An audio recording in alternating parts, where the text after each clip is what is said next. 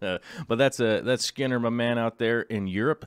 Look at that. We got some European people checking in. Daryl Dimer, how you doing? Huge J-Mac, what's up? Mary Corin Shrek. Corin, I don't know. Wushu Jimmy Brown, longtime listener. What's up, my man? Charlie List is here. How you doing? Hermes Borgnino, otherwise known as Ernest Borgnine, right? I think I got that right. I'm not sure. I'm a little high octane, you guys, today. I'm a little high octane. I've been very busy, and I've been drinking a lot of coffee. So if I fall asleep about halfway through, you guys will know what's going on, but hopefully we'll be into the video segment at that point, so you could watch the fish tank for a minute while I sleep on the microphone, you know, and then wake up and be like, oh, what's up? Hey, we're on the internet. Candy Overhauls and Mellow Moogle, a couple of our moderators, along with Nisi of the North. Hoodster, 1971, what's up? Swift Aquarium is here. Actually got to meet Swift Aquarium on Saturday at the Aquarium Co-op meetup, which was fantastic. What a fantastic gentleman, I have to admit. Super smart, a very personable, intelligent guy, which was awesome. And he drove all the way up from, I'm not going to say southern Oregon, but it was at least south enough in Oregon to say it's for sure Oregon, like 100%. Like, no joke. Knee deep at least in Oregon, you know what I'm saying? But Swift Aquarium's here. Wet Sleeves, how you doing? Candy Overhauls, what is up? And where is Caleb? Does Caleb have an account now? I think Caleb has an account now. Caleb is Candy's son, one of our actually one of our best subscribers out there, and I will tell you, you know why? Because sometimes he dresses up like Spider-Man and throws out some surprises. You know what I'm saying? Every once in a while, and hopefully he's doing great. He's not.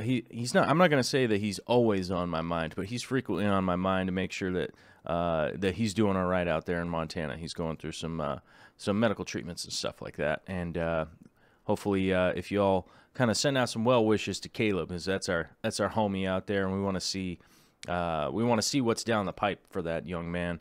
I want to see him grow into a full grown Montana, you know, Bronco busting hombre. You know what I'm saying? And so yeah. Caleb, are you listening? Surprises! All right, that was for Caleb. It was like a sneeze. Dank Tanks is here. What's up? CNH Aquatics. Oh, he's got the little wrench there. Yeah, he is one of our new moderators. Chris Thompson's here. Borg Aquatics. Bracken. What's up, Bracken? Lumpy Dog is here. Karen Klinger.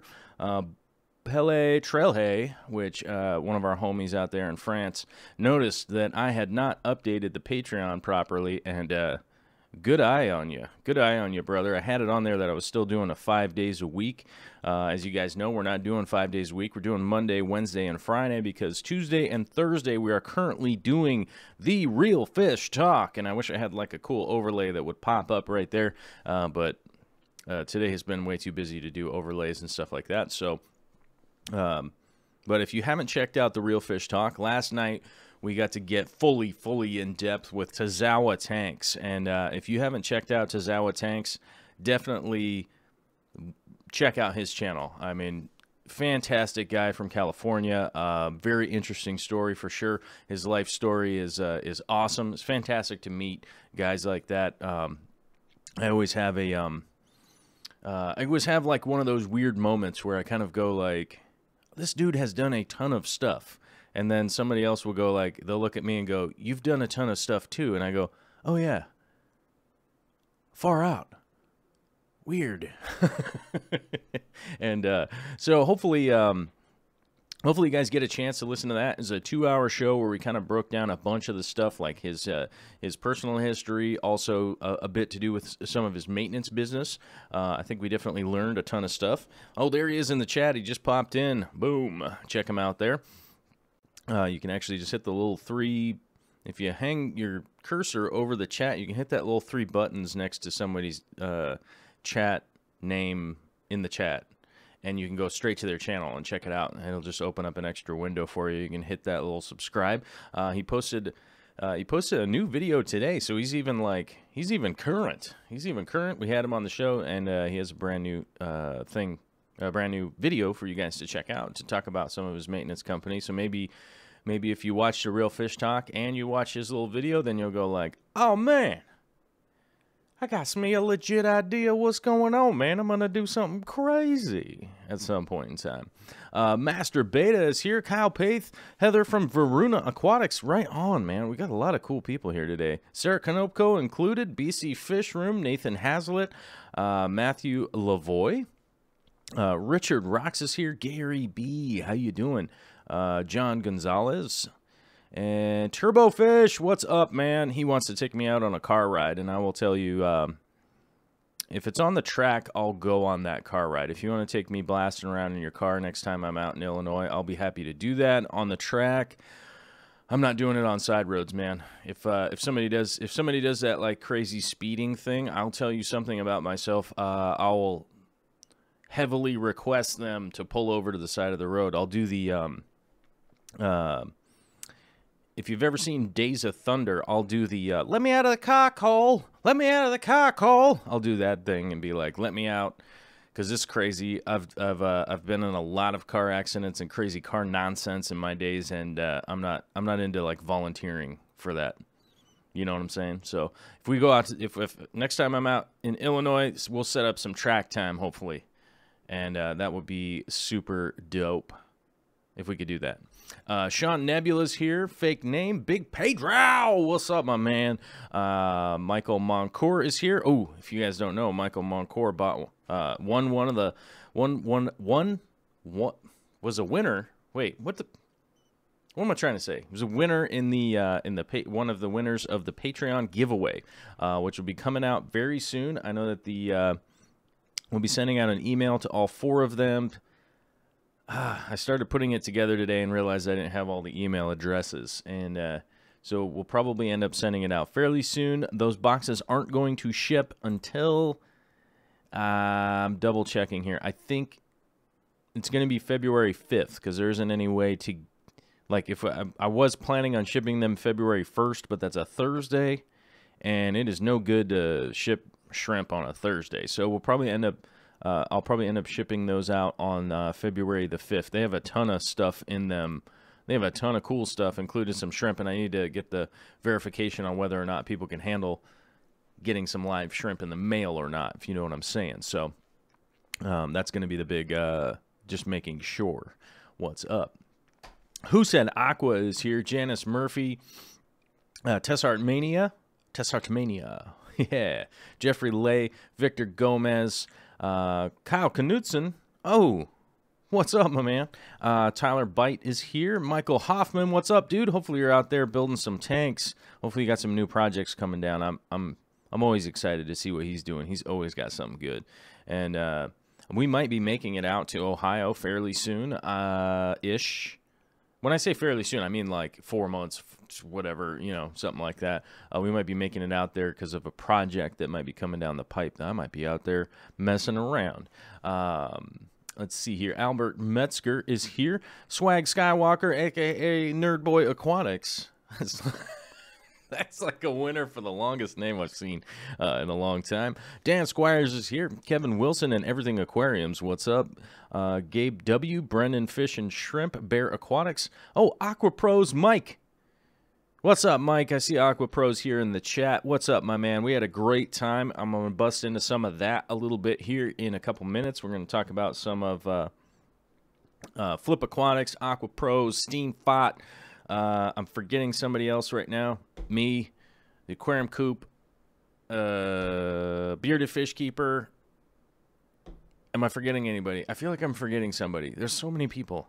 Dorkula, Vicky Toria was there. I feel like I'm forgetting somebody. Oh, Koi.com. We're going to talk about Koi.com later.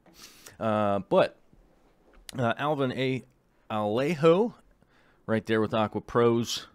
Glass Boxes is here. What's up, my man? Tim Lewis, Martin Bull, and a bunch of other people, which, you know, I don't want this to turn into a show where I just say people's names for 2 hours. So if I missed your name, it's not on purpose and didn't, you know, it's not intended to be It's not intended to be like, you know, I skipped over you or anything like that.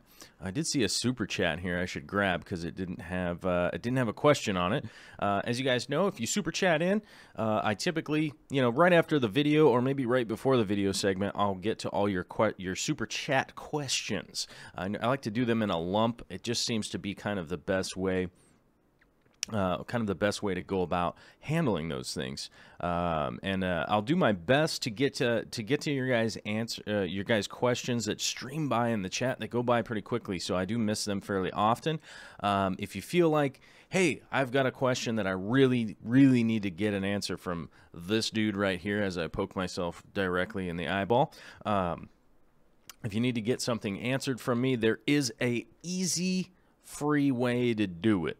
And that is, you can head over to darkstararts.com, which is my website. There's nothing weird going on there, right? You can grab my email right off of there. You can just click on it. So in case you think you might be spelling it wrong or something like that, you can click on my email. You can send me an email ahead of time. And guess what? Oftentimes I answer those questions in the show. So one of the cool things about that is that you could send in a super long question. Maybe you send a picture or something of going like, my fish is doing something wacky. This is what he's looking like. I don't know what's going on here. Now you could send that in, and that is the super free way to do it. Another really cool way to send in your question would be if you become a patronizer. What is Patreon? Patreon's kind of how we're funding this stuff. Maybe you don't like this show, but maybe you really like the real fish talk. Well, all you the patronizers, we're up to 256 of you guys now, which is amazing. All the Patreons are what's helping make that happen. It's essentially making it so that I don't have to go like work out on a farm and do hay bales or something. I'm able to actually go up and work on those projects with like getting, you know, a studio built and stuff like that, and paying for the gas and traveling around and all that stuff. So I know it was one point in time, I know that Corey and I talked about it, that it came up where it was like, look, I just, if it wasn't for the patronizers and you guys patronizing, then I would have to take jobs out on sites, you know, that mean I'm not able to do fish related stuff. I'm just not. I know one of the job sites I went out to, there wasn't even any internet signal. There wasn't even a cell phone signal. Sorry, not internet signal. There wasn't even cell phone signal, let alone, you know, hook up a 2K camera and a microphone and a computer and all that kind of stuff out there. But because of the patronizers, I just said, you know what? I'm going to pass up on that job. I'm going to take this opportunity to try and do more with the community, with you guys, with fish keeping, and with the fish keeping community and all that kind of stuff. So it's because of you guys that I'm able to do this and able to keep doing this. So, you know, not to be like rude or anything, but keep it coming. Every dollar helps fund the projects and possibly do bigger projects and head out and do bigger stuff with bigger people. You know what I'm saying? So, or bigger people? Does that make sense? What? Bigger people?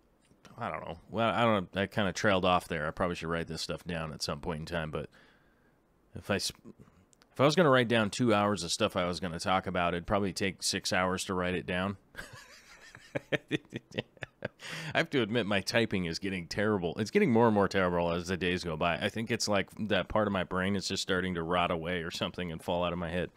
But Alvin Alejo with the 123 super chat, no question on it because it's only $1, so it's like a little tip in the tip bucket. But thank you, Alvin. I very much appreciate it.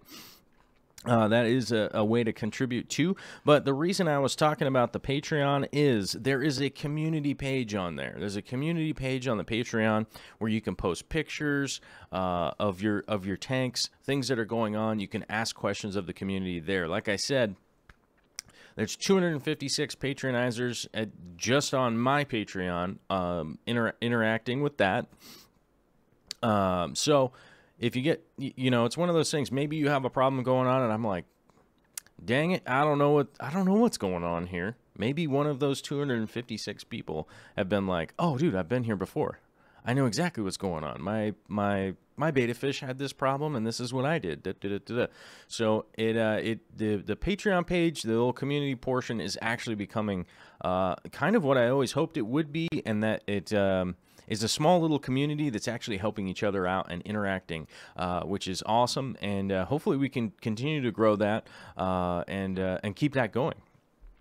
You'll notice that some people are giving a shout to how many people are watching right now, and the reason for that is that all my moderators know, and I bet a lot of you that don't know, mainly because we've just been talking about it with my moderators, is that if we get up to 1,000 live viewers this week, which would be today's show and possibly Friday's show, unless I catch on fire and die or something, but today's show, if we get up to 1,000, not subscribers, sorry, 1,000 live viewers,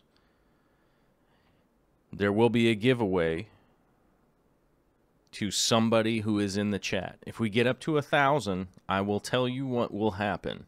You guys will have to bust something into the chat, and someone from the chat will win a 26 by 36 inch commissioned piece painted by this guy right here, free. And I will even pay for the shipping. I'll even pay for the canvas. I'll even make the painting, and you will get to request what it is, as long as it's not, you know, a dirty, you know, like a dirty painting or something like that, because I'm not doing that. But the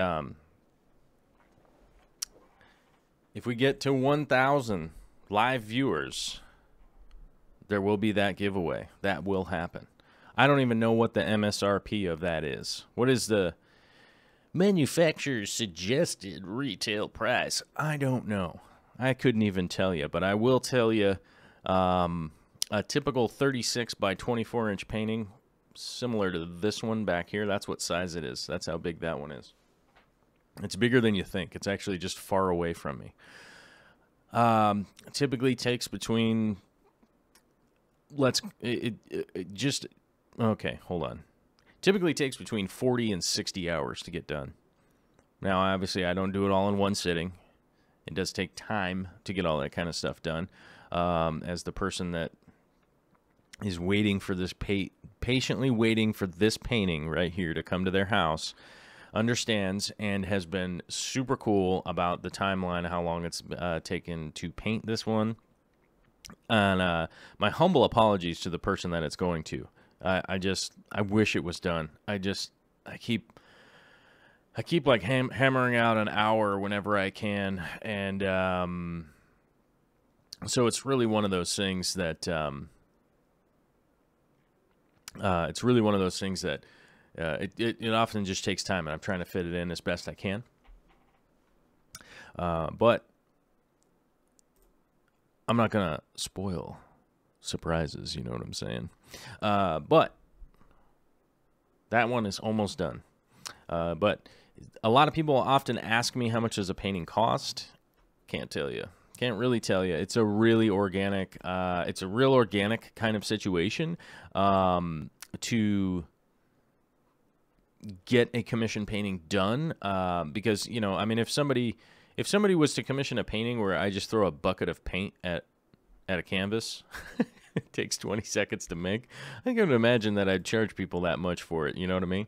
So to just throw a blanket number out there, I don't really have a blanket number to let people know exactly what's going on. But if you think of it in terms of like a painting that's that size, that's going to take about 40 hours to put together, you kind of think about it that way in terms of that. Like maybe how much money do you make in a 40-hour work week, something along those lines. That can give you a good idea of what it's going to take. Something that's highly detailed takes a really long time to put together. So that would be the best way that I could just tell people, if you know, when people ask that what they're looking for. And let me see. Oh, wait a minute. Oh, there it is. Okay. All right, cool. I said to double check down here that my super chat feature was working. I'm saving them. Oh, and okay. Well, those aren't questions, so I'm going to answer them right now because I don't mind. Hoodster 1971 with the 2 pound. 2 pound. Super chat. No question. No questions attached. No strings attached. Just a pound. A 1 pound, a 2 pound. Thank you very much, Hoodster. I appreciate it. That's awesome. Michael Agostino going baller status on the $10 super chat. That thing turns yellow. Great job every day, but this weekend was spectacular. I will admit, I guess that was the reason why I wanted to read that super chat right now, is that because this is the part of the show where I'm going to talk about what happened this weekend. Some of the people I met, some of the people that I met, some of the people we got to talk to. What did Frank do me? A painting of me dressed like Aquaman? Yeah, I could do that. I could do that. Speaking of Aquaman, I'm trying to get Aquaman to come on this show. Let me see if I can do it or not. Let's see. Nathan Springle's asking, do I sell my art by chance? Yes. Yes, I do. That is that's the whole jammy. It's the whole jammy of making tons of art. I don't spray paint outside anymore. Well, illegally. I do legally. I'll spray paint your house if you want. But I wanted to talk about some of the people I met this weekend, starting with the Aquarium Co-op. I didn't just meet those guys. I just wanted to start at the top of the list with the Aquarium Co-op and Sashimi Whiskey. You guys know them as Corey and Jimmy. And speaking of Sashimi Whiskey, if somebody could throw a link into the chat, one of the moderators of Jimmy's channel, the Sashimi Whiskey channel, he'll be going live at 5:30 p.m. Pacific Standard Time, so it's about a half an hour after I log off. He'll be going live on the Sashimi Whiskey channel, and that buddy, he is kind of a whiz kid when it comes to editing, photography, running up and down mountains, doing crazy feats of strength, amongst other things, like making delicious lunch. You know what I'm saying? The boy's got skills. You know what I'm saying?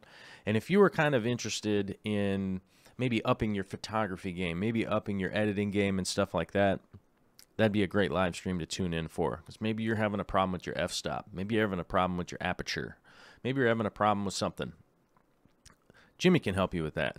And Jimmy is, not only could he help you with that, he can also explain it in a way that's much better than I could explain it. Because I'd be like, hey man, just push the button on the back, bro. Just push the buttons, you know, and then something will happen, and it'll be good. I'm kind of a dingleberry like that. Like, I sort of know how to use my camera, mainly just because I just sort of know how to use it. It's sort of you know what I mean? I'm like, what does this goofy thing do? I don't know. But when it's doing that, push this thing. But Jimmy is a great resource for that stuff. So check that out if you get a chance. Speaking of Jimmy and the Aquarium Co-op, Corey was a fantastic host to have us up. You know, I didn't stay the night.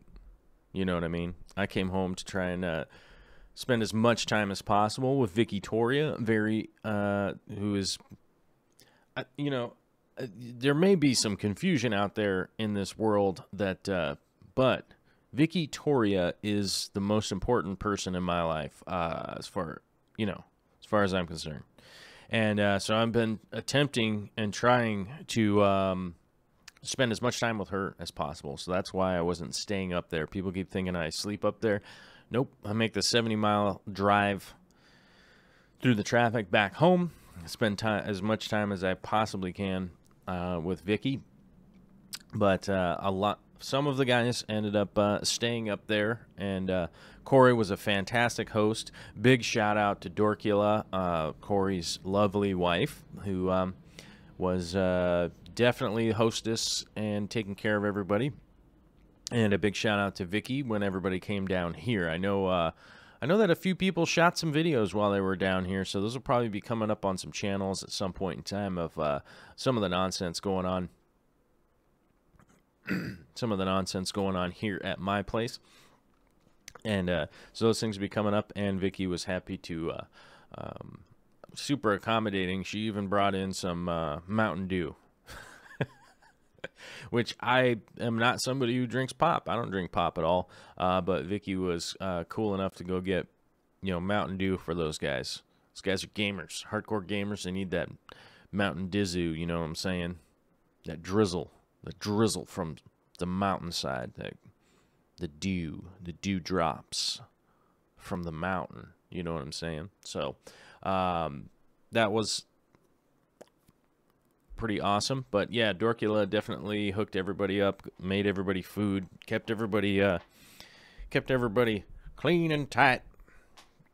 And we also did a ton of stuff. So if you guys think there was a lot of live streaming and stuff this weekend, there was also a bunch of stuff that we have videos and stuff like that coming out. I did see Steenfot got one out this morning. So if you haven't checked out Bob Steenfot's channel, you should check him out at some point in time.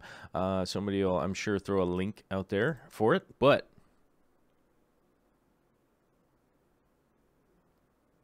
watch out, because of hashtag bad Bob. Sometimes Bob's always dropping some, every once in a while, some little secret surprises, if you know what I'm saying. So Bob's got a great show. He's also got a live stream that Monday and Thursday. That's normally like right after.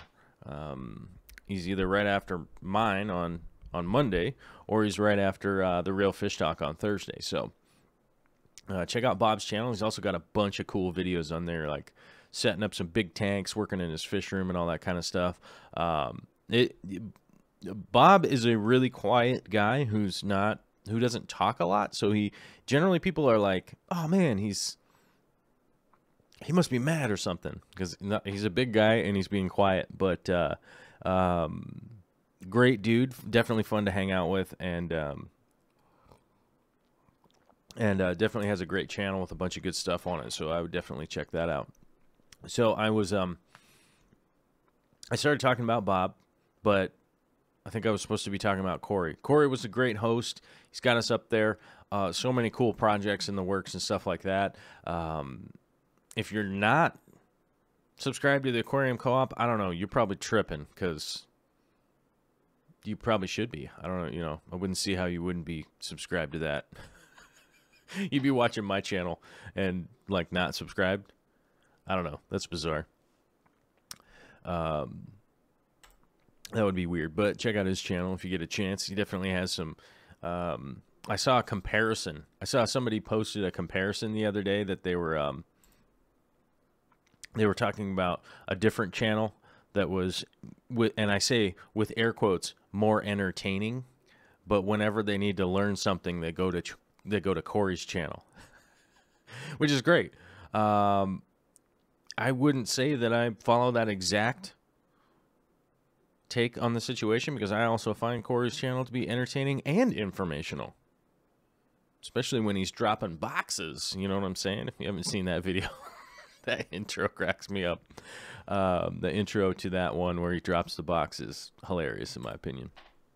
But you guys know Corey, you guys know Jimmy, you guys know Bob, you guys are in the loop. You know what's going on. Maybe you're not in the loop for Aqua Pros. I know that there isn't a lot of people out there that know who Aqua Pros is. Aqua Pros, he's like, I think it's like the Shakespeare, like he does poetry about aquatics or something. Aqua Pros, I think that's what it means. 100%.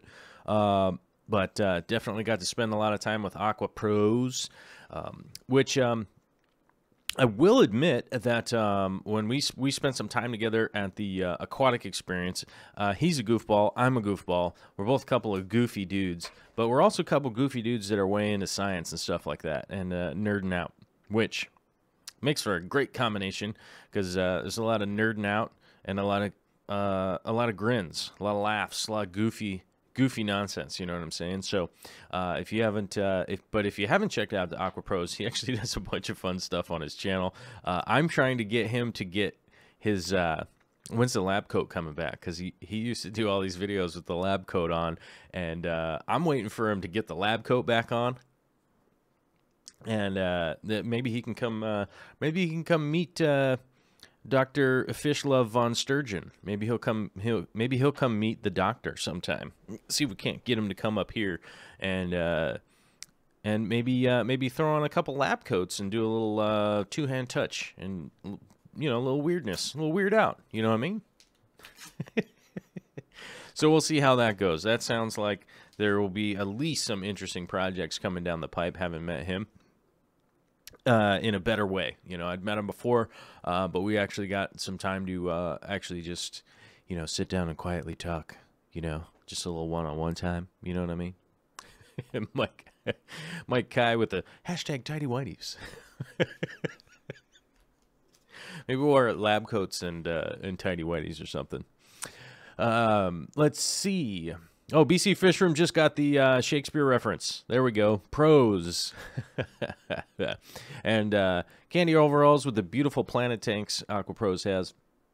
That is one thing that I would definitely say everybody had in common. And especially Jimmy now with his 125. Everyone in the group has a beautiful planted aquarium, which is awesome.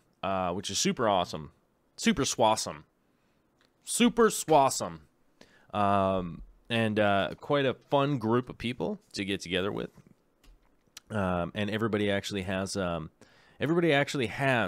some beautiful planted aquariums and some YouTube videos and all that kind of stuff, which was super cool because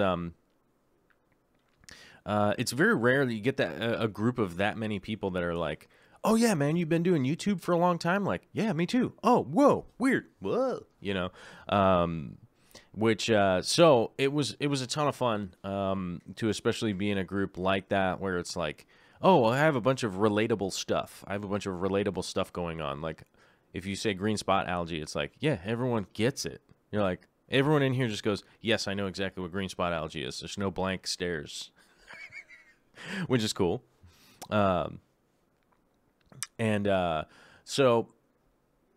that was a definite upside of it, and definitely is leading to, I think, a lot of cool projects. Now, let's not leave out. I already talked about Tazawa tanks, so I'm not leaving Tazawa tanks out. But I can't drum roll on this crap. I was about to say crappy table. It's actually a really nice table. I can't drum roll on it right now because there's stuff in my way. But there is the last member of the, what are we calling it? The Mabu crew, I guess. the Aqua Spastics. The Aqua Spastics. The Mabu crew or whatever, which would be Flip Aquatics, man. And a lot of you out there have been around for a long time. You might know him as Lup Diesel. You might know him as Rob from Flip Aquatics. You might just know him as plain old Flip Aquatics. If Rob came all the way out from Ohio, he flew on a jet plane, if you know what I'm saying. He was, how's that? Leaving on a jet plane. I don't know if I'll be back again. Oh, copyright infringement. Don't worry, that was just a parody. We won't get hit. Don't worry about it. Don't worry about that. But he flew all the way out from Ohio, which it turns out Warren, Ohio. I always just said he was from Cleveland because probably it's the only city I really know that's in Ohio, right? I'm like, Ohio, Cleveland, yes. Right? Yes. That's where Cleveland is. But turns out he's from Warren, Ohio, which is apparently like kind of the Deadlands, just that middle area, which I find to be admirable. I like it when people are from that middle area. You know what I mean? Whatever state it is. I met somebody from somewhere in California, and they're like, it's nowhere. And I'm like, yeah. Good. But very admirable what they got going out there in Warren, Ohio. If you haven't gone over to Flip Aquatics, you should definitely check that out. They are one of the, I mean, I don't know if premier is the right word, but I regard it as one of the premier American well, I want to say what dwarf freshwater shrimp suppliers, along with a bunch of other products. And you know what? I don't have any coupon codes because I'm just giving you my opinion. Because I'm going to be brutally honest with you guys. I don't care about coupon codes. Because I'm a baller. And I buy everything full price. Oh my God, hey, if you too, do they make lab coats in plaid? I really hope they do. I have a brand new plaid shirt back there. I'm super excited to wear it. But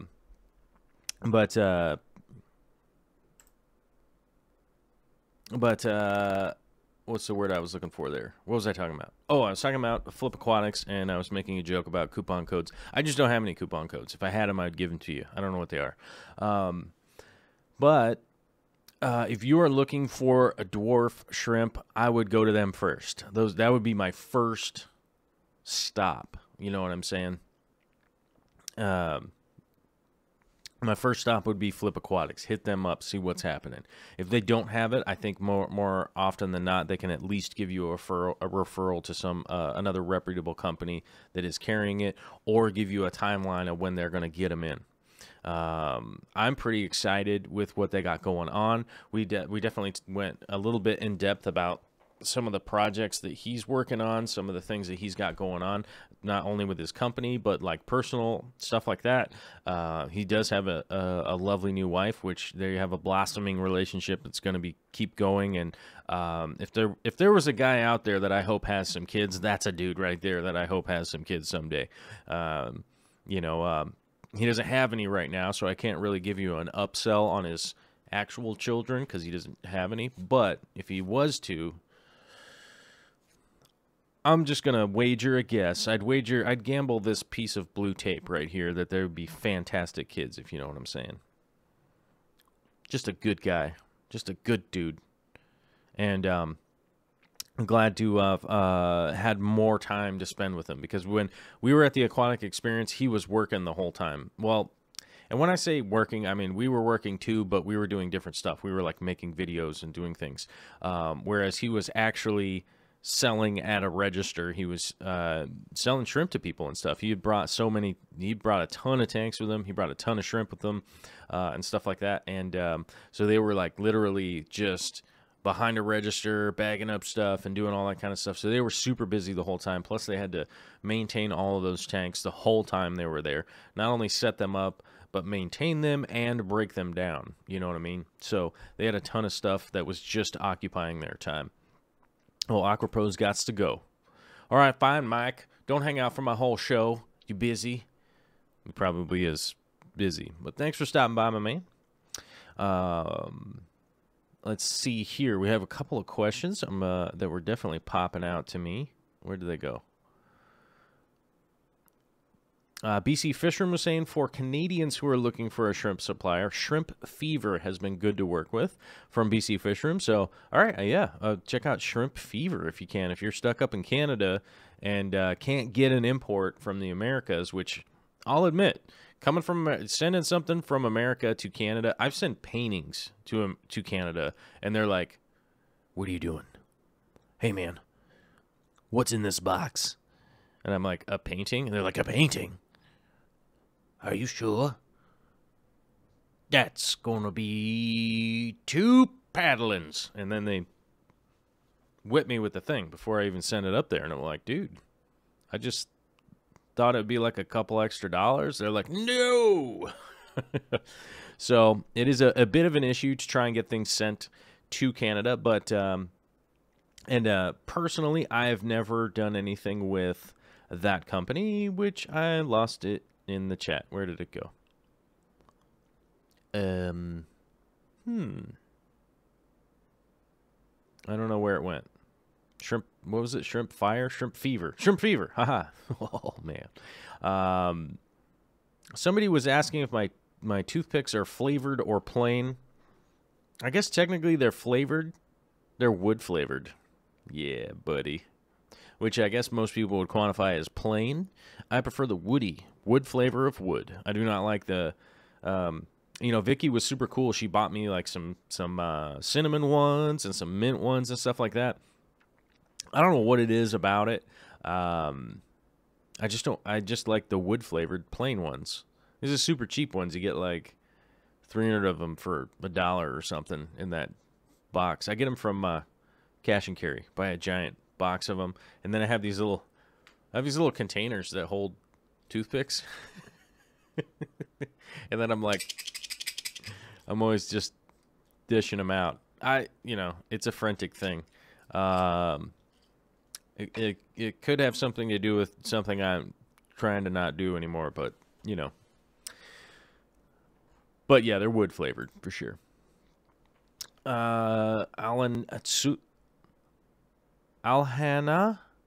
Suki says, I'm getting a wet willy from a clown loach. Well, I'd have to be like, my ear would have to be like more down here, because if you get a wet willy, it would have to be from their flipper, right? Is that how that works?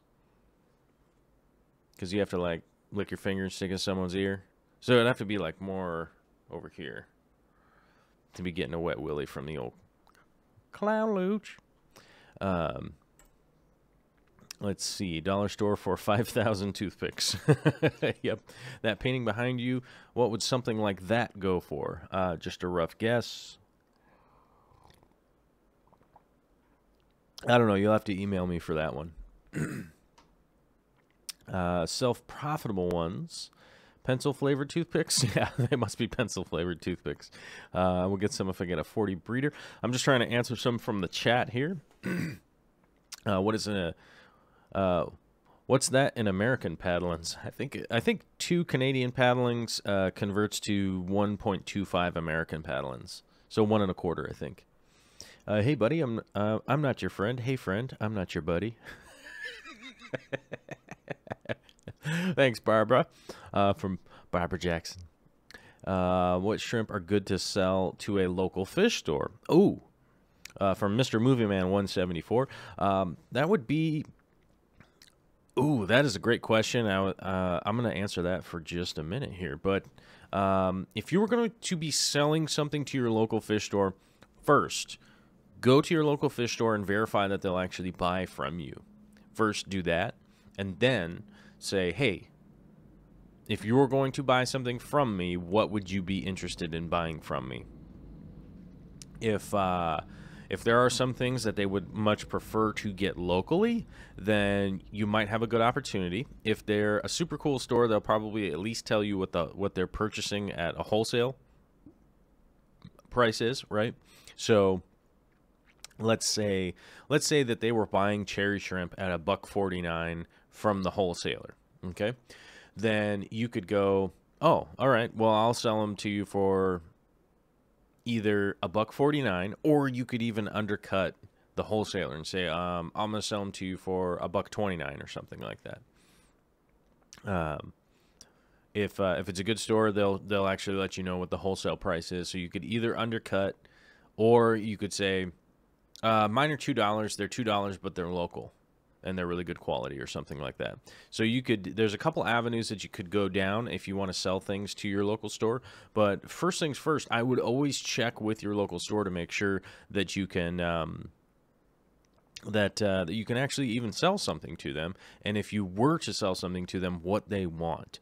I know that if I was breeding, or I used to breed crystal shrimp. I bred them for a really long time, and I did sell them to a lot of stores, but a lot of the local stores didn't want them. So the immediately local stores didn't want them, but there were 2 stores that were not local.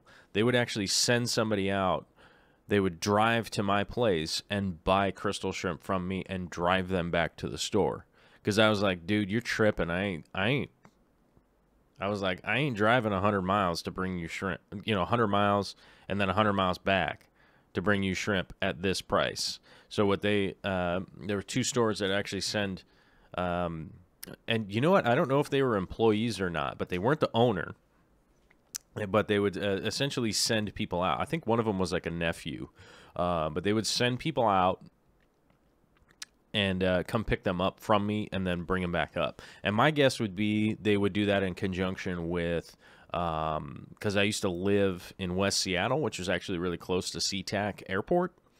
And so I'm guessing that they would go pick up their live order from the airport, and that same person that was picking up the live order probably would come by my place, pick up shrimp, bags and bags of shrimp, and then take them back to their store. So, you know, it's one of those things that, like, you know, it was a fairly good deal to be, you know, breeding the crystal shrimp and stuff like that.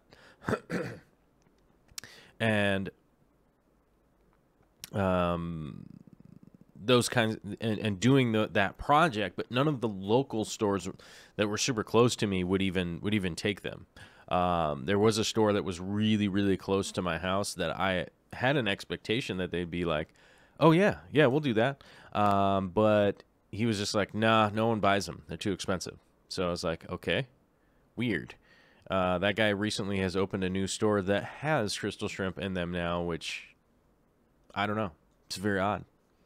My power just flickered. That was weird. Well, hopefully everything's okay, but if something happens and the show goes down, at least I said, hey, the power flickered before. Mr. Movie Man's asking a follow-up question. How many crystals do you sell at a time, and what price maybe? I would sell them in bags of 50 is what I would sell them in. And typically I would sell a bag of 50, depending on the grade would be the price. So it'd either be $200 or $300 for a bag of 50. You know what I'm saying? You know what I'm saying, bruh? So it was either $4 a piece or $6 a piece, depending on the grade. So typically that super high grade shrimp, they would sell them for probably $15.99 retail, and then I think they would sell them like $12.99 the lower grade ones. But I don't know. I would imagine that's mostly it's mostly what I've seen. Okay, so Aquarium Co-op said they had a power flicker too, and Tazawa Tanks had a power flicker also. So apparently the power just flickered in Western Washington. I wonder what's going on.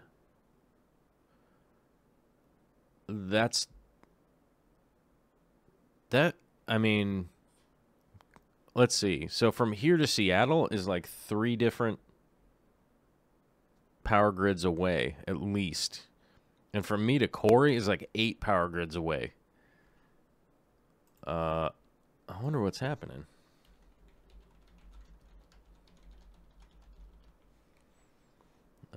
Well, that's not going to work. Well, somebody look it up. Maybe somebody check the news and see if something crazy is going on.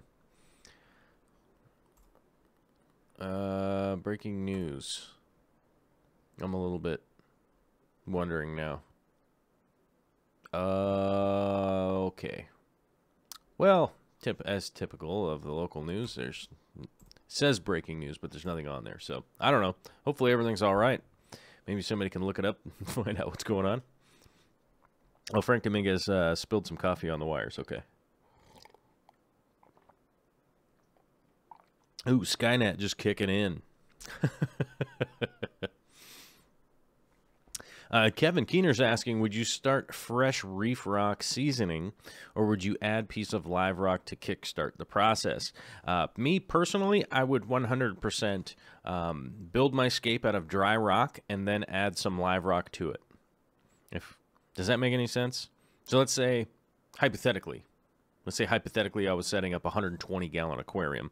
I'm probably going to need about 100 pounds of live rock to get that thing looking good. Now, cutting up existing live rock is a huge pain in the butt. It's wet, it's a mess, and you run the risk of, like, accidentally sawing up corals and stuff like that. There's just a lot of weird things that could go on with that. So what I typically would do, and I didn't do this on my 180, but let's say I was setting up a new tank. This is what I would typically do. When I set up my 180, I just had a lot of weird instances of what was going on and what I had to do. So I didn't do it this way, but this is the way I would recommend anybody. I would get in a bunch of that dry rock, and then with the tank empty, I would start cutting up the pieces of rock, gluing them together, build this big thing, build a big cool scape, which is the way I've done it in the past. And I will admit, in the past, my tanks look way better than the 180 does right now. So, and then I would go get probably 10 pounds of really cured, coralline-covered, crusty live rock. Then I would add those into the tank and allow that to seed the process. Then you're really looking at just a month-long wait.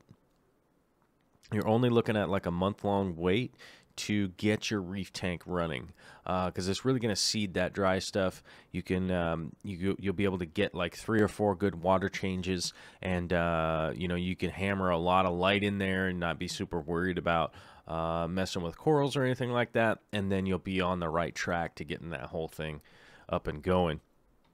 And it's realistically what I should have done, which is why my 180 looks kind of garbagey. And it's just the way it is. The 180, my reef tank is just my hobby tank, so I just kind of mess at it. I just mess with it when I get time, and I get it going. I get it going whenever I can, whenever I have spare time, which means there's not a whole lot of good stuff going on in it right now.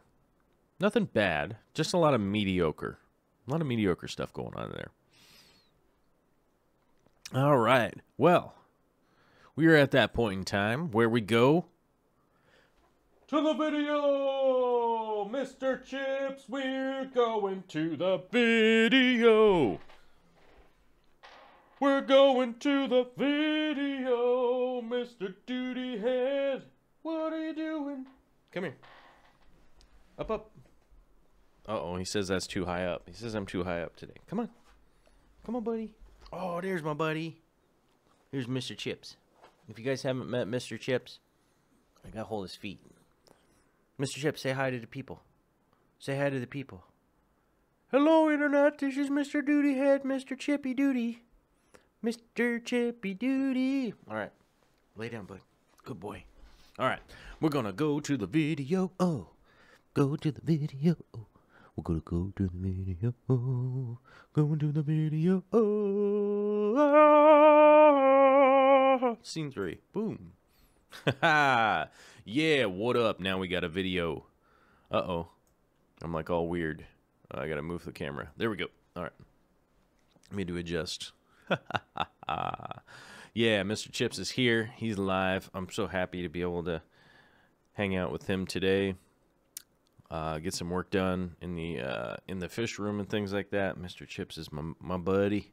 He's my buddy. Miss Bitty Browns goes and does other stuff. I don't even know where she is right now. I don't see her, but Mr. Chips stays with me during the day. Oh, I hear her though. She just flumped. All right. So, what is going on in my fish room right now? As you guys can see, we don't really have any intentional neglect here. It's just been super busy. So, are things exactly the way I want them to be right now? Not exactly, but am I pretty? I'm not like, I wouldn't say that I'm upset with how things are going or anything like that. As far as my aquariums go, they're just growing along. The one thing I would be upset about is that the 60 cube is not up and running yet. Now, fingers crossed, it'll be very, very soon. It'll be very, very soon. I hope so.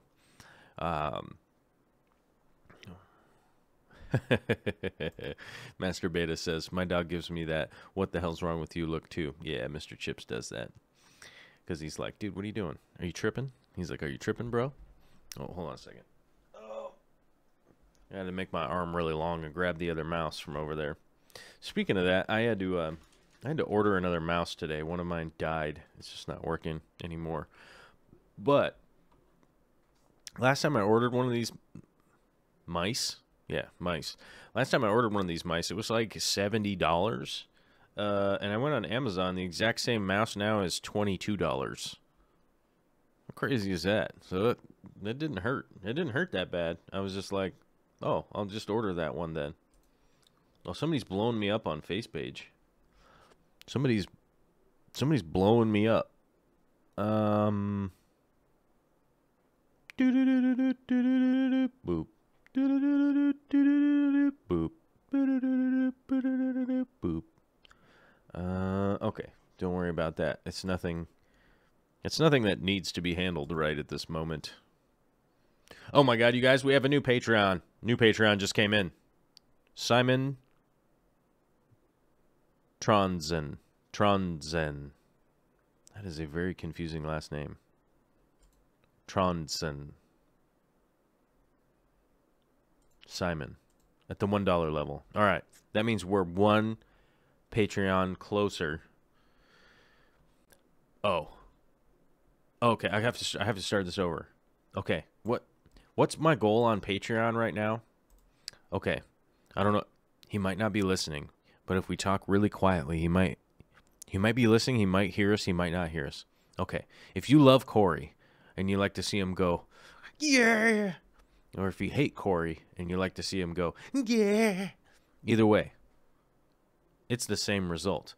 Because our goal right now on the Patreon is to try and beat Corey with the Patreonizers. So we're at 257, right? We're at 257 Patreonizers. Hold on, I gotta look this up real quick. Hold on. We gotta be real quiet, though. Gotta be real quiet. Aquarium Coop. Oh, there he is. Okay. We're gonna sneak over and we're gonna look at his Patreon. He's at 297. Okay, so we're 40 behind. You guys were 40 behind as far as the Patreonizers go, which I think means that we're in serious striking distance to make Corey go, yeah, right? I think we're close. I think we can do it. I think, if we're only 40 away, I think that's pretty close, right? So, but that's my goal. My goal right now is to make him go, yeah. So, that's our goal right now. That's our goal right now. But will it happen? I don't know. Because, he puts out a lot of videos. He puts out a lot of good videos and stuff. So we're behind. But we could catch up. We could do it. I think we could do it. And we'll see. Oh, Priscilla MK Art is here.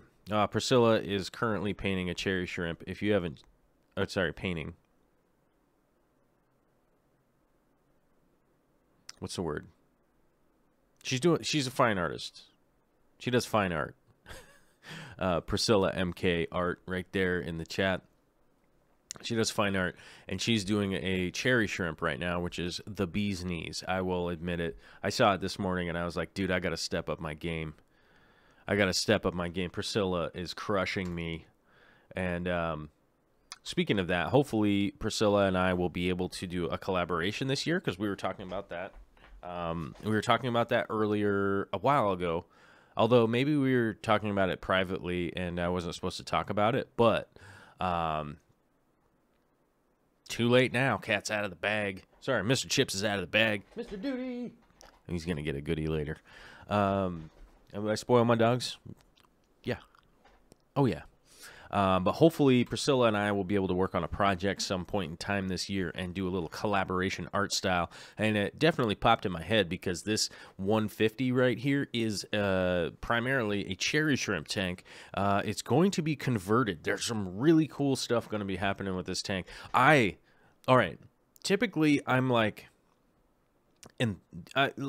typically I'm just like a little bit zazzed, right? Like I'm just like, oh yeah, cool. I'm gonna be down to do that, right?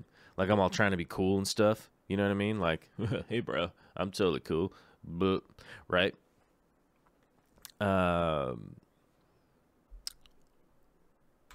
But I am super stoked as to what is going to be happening to that 115.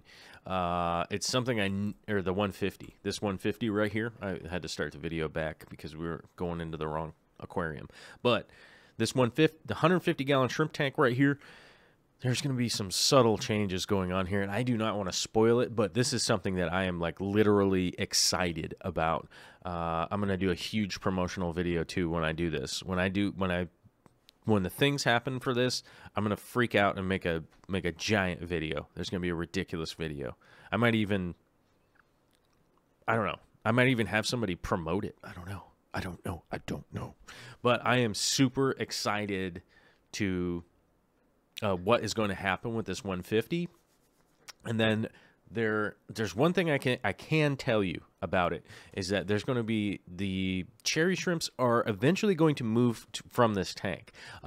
These cherry shrimps are from Potato. If you see him in the chat there, he's a local breeder down in Portland, and he basically had an infestation. And so he brought a bunch of them up, and we've been kind of breeding them here a little bit. A bunch of these shrimp are going to be shipped out for the giveaway from the winners from the Patreon contest. But I mean, there's a lot of shrimp in here, so there's going to be some leftovers, and they're going to actually going to become the inhabitants of the 240. Then the big school is going to go into the 240, which I'll talk. You guys will get a chance to look at the 240 here in just a minute as we roll through the video. But the cherry shrimps are going to move to the 240. Something is going to happen to the 150 that I'm super excited for. This aquarium right here. It's going to be one of those things where you just go, oh my God, I didn't even think that could happen. I didn't even think that somebody could do that. Oh, and then I'm going to be like super freaking out. Now, the shrimp that are going to go in here is still undecided, but I think, I think I'm going to team up with Flip Aquatics on hopefully getting, a strain that there isn't a whole bunch on the West Coast or whatnot, where I live out here on the West Coast of the United States. Hopefully, what's the word? Hopefully I'll have a nice strain of something to breed out here that that isn't like necessarily oversaturated in the market. So hopefully I'll be able to maintain something cool and work on a cool shrimp breeding project out here. Sort of in conjunction with what's going on, because I do have quite a bit of experience in breeding shrimp myself. So Sue Shrimp Breeders was asking 150 crystal red tank. Well, as you guys know, I did have a 240-gallon crystal red tank at one point in time, but unfortunately they died during the move. The great shrimp disaster. I still don't even want to know how much money that was. I do not want to know. I do not want to know how much money that was when all my crystal shrimp got boiled. But it was a lot of money down the drain. It was a great disaster that happened, but yeah, I did have a giant crystal tank, but hopefully we'll have something a little more unique than just the crystal shrimp. Otherwise, maybe I'll end up with crystal shrimp. I'm not 100% sure, but I think we're going to team up on something. I know Rob and I talked about it, so I guess maybe you could call this a little bit of a, what's the word I'm looking for? Like a lead-in or something like that, or a teaser. Oh, teaser. Oh my God, it's a teaser, you guys.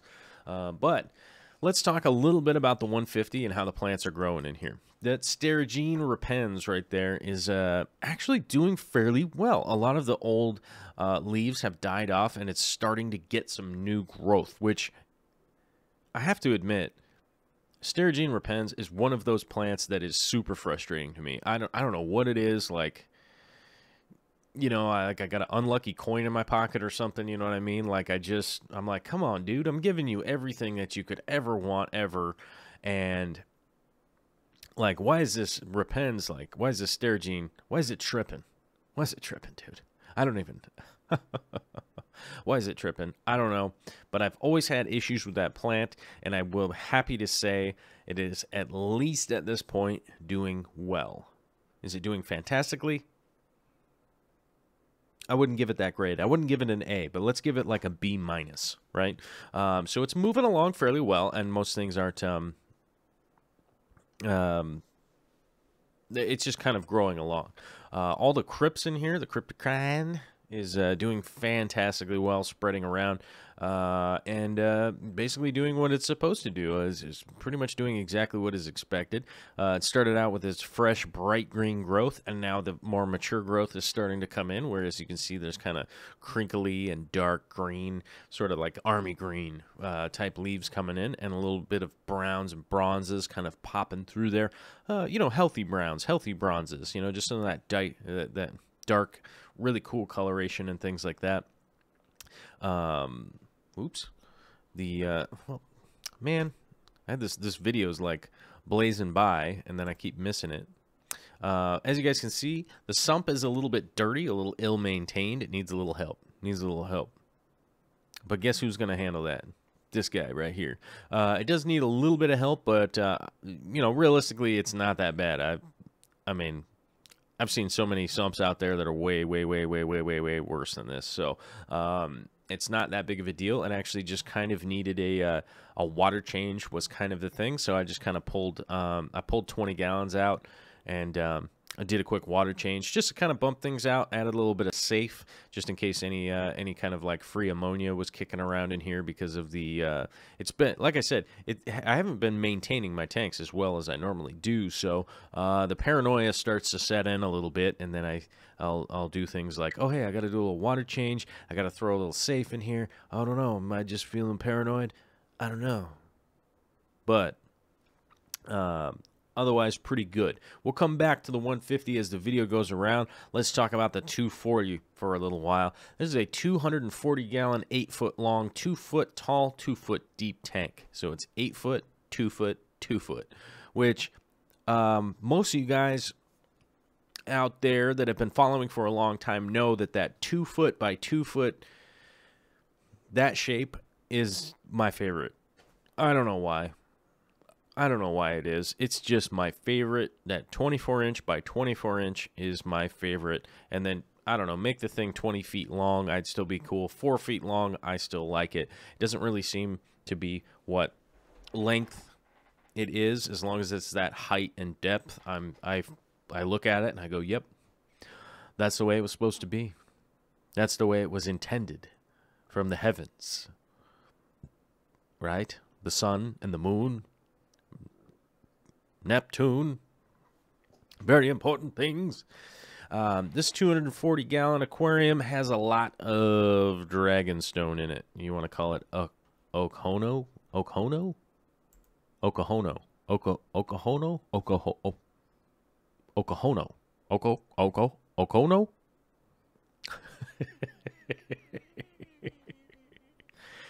My Japanese is terrible. As a matter of fact, it's non-existent. That's how bad it is. But we call it dragonstone out here in America because it's easier to say.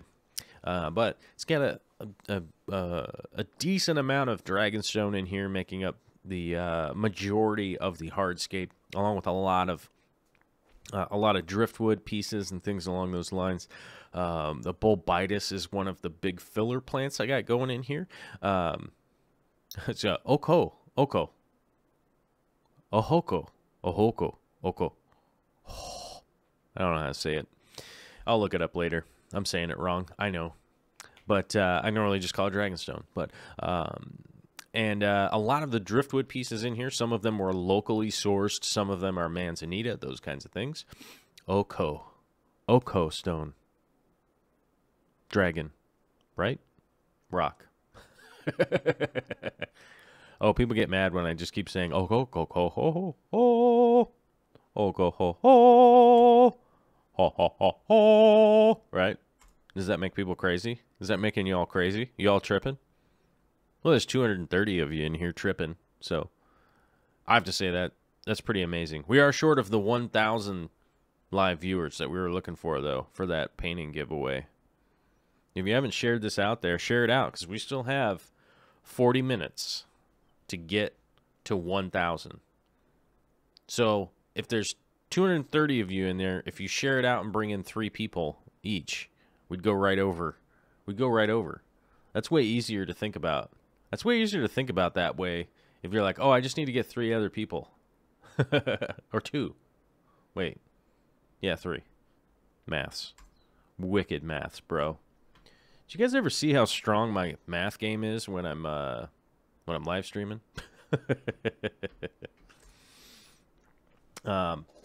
But this 240 gallon, the main inhabitants in it are these Gardneri killies. I have 3 pair in here. 3 males, 3 females, and they are in full constantly breeding. That's all they want to do. They come from an extremely harsh environment, which means that they need to breed once they're adults. They just ain't gonna stop. They ain't interested in stopping breeding, and nor would I even tell them to stop breeding. Now, the other inhabitants in this tank are some bushy nose, super red bushy nose plecos. Those are brought up by Potato also. Us, Potato Bro, he brought up some fantastic fish because he saw how many disasters I was going through at the time when we were moving, setting up the new tanks and stuff like that. He had some extra fish and things. So we worked out a trade, and he brought them up, and it worked out fantastically. Managed to get a what's the word? The good deal worked out. And we got them bristlenose in there. We also have some apistogramas. Not agazizi. What apistos are they? They're the flame apistos. Once again, I'm just stuck in American English and can't remember any of the Latin or Japanese today. What's the deal with that? Well, either way. We got the flame apistos in there. So far, there are 4. There are actually 2 pairs in there. They're just about old enough to probably start breeding fairly soon. They're starting to kind of act like, hey, I might want to do some breeding or something along those lines. And they're kind of getting to that point, which is cool. Now, the long-term stocking plan for this aquarium is not these Gardneri killies. These Gardneri killies are going to move to the 60-gallon cube, which is being set up right now. I'm trying to make sure that I film all of the portions of setting up the 60-gallon cube, but that's where those 3 pairs are going to go to. Those 3 pairs are going to go into the 60-gallon cube, and then the final stocking will start getting added to this aquarium.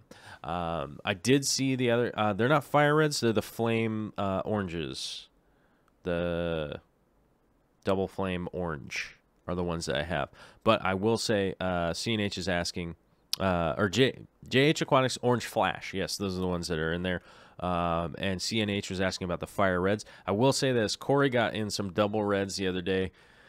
And when we were up there for the meet and greet, I saw those and was like, oh man, should I buy these right now? I thought best of it because I just I didn't have the time to get anything up here and set up a quarantine tank or anything like that. So I was like, shoot. But I will say, if they're still hanging around at the Aquarium Co-op, I might go up there and at least look at them. Oh man, I talked about getting more people into the live stream, and a bunch of them left. Somebody cooler must be live streaming now. But either way, fantastic to have everybody here. But I did see some double reds up at the Aquarium Co-op, and I really just went, man, I should probably grab those. But I didn't. And you know what? If they are there for another week or 2, I might end up just getting those myself. So, hopefully. We'll see. And I don't really know what the product is if you mate the orange flash with the double reds. Do they come out super awesome? I don't know. Am I willing to risk it? Oh yeah. Yes, I am. I am not a purist at heart. I'm not one of those purist guys that sits around and claims to know the genetic lines of his fish and all that kind of stuff. I like to mix and match and see what we end up with. See if we end up with some beauties, you know what I mean? Because that's really what it comes down to. It really comes down to beautiful fish that are durable, aquacultured, fantastic fish. That's the whole jammy. You know what I mean? So I'm not one of those guys that goes around talking about the genetics if I haven't geneticked them. You know what I mean? Oh, wow, the video went past, and we're back on the 150. We need to get back on the 240, because that's what we're talking about right now. Hold on. There we go. All right. Derek Runyon is asking, Stargrass in the 240? Yes, the 240 does have this patch of Stargrass, which is right here as we pan past it in the video. We have a lot of good-looking new growth, and we actually have some old growth kind of dying off, which is actually from trimming and moving them around. You can kind of see that, how some of them are a little... All right, hold on. Let me pause it right here. There we go. You can see how some of the blades in there are actually kind of that real dark color that actually just melt off and kind of disappear after a little while. The new growth will actually come popping up and be really, really bright green for a little while, and then I'll be able to leave it like that for a couple of weeks, and then it needs to go back into a trimming again. If you don't maintain your stargrass along those lines, this was a hot tip I got from Tom Barr a really long time ago, that if you don't maintain your stargrass like that, eventually it'll grow up into this big bush, and everything underneath is actually pretty much dead. You'll end up with these stalks and just black roots and stuff down there. So it is, if you are going to get into some stargrass, start figuring out how to do this on your schedule so that you aren't falling behind and allowing that bush to get up and get too tall. Because you'll really have to deal with that kind of dead forest area underneath, which is kind of a drag, realistically, just as a person, you know, just as a person going, you end up doing this big sigh, you know what I mean? So, you end up doing that big sigh, and it's just kind of a drag, just kind of a bummer. So if you can keep up on it that way, it actually is a plant that I would highly recommend, because it's a pretty quick grower, it's a pretty quick rebound, and once it rebounds, it is totally like photo op, you know what I'm saying? It is a plant that definitely lends itself to taking some hot pictures, you know what I'm saying? Stuff that you'd see like on the cover of a magazine or something along those lines, you know? So it definitely,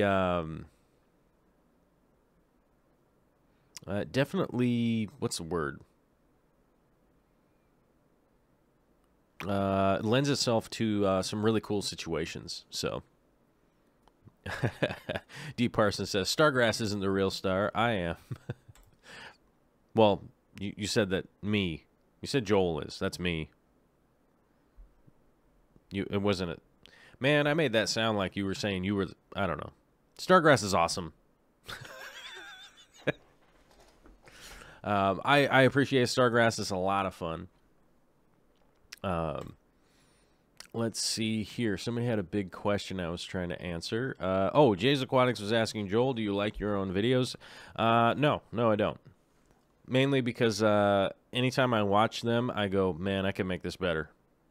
And no, I don't actually click the like button either, if it was that question. Because that came up a while ago. I think one of the live streams, somebody was asking if you actually click the like button on your own videos. I don't. I've done it once or twice on accident, and that's irritating. It's weird to me. I don't know why anybody would do that. It's odd. Priscilla MK says YouTube is shady. It's buffering, or maybe it's Comcast. I don't know. Let me see here. I'm gonna, because that might or might not be an issue. Let me see what's going on here. Wait, what's this? Hold on a second. We're gonna load it up on the other computer here, and let's see if we can. Let's see if we got a good thing going on.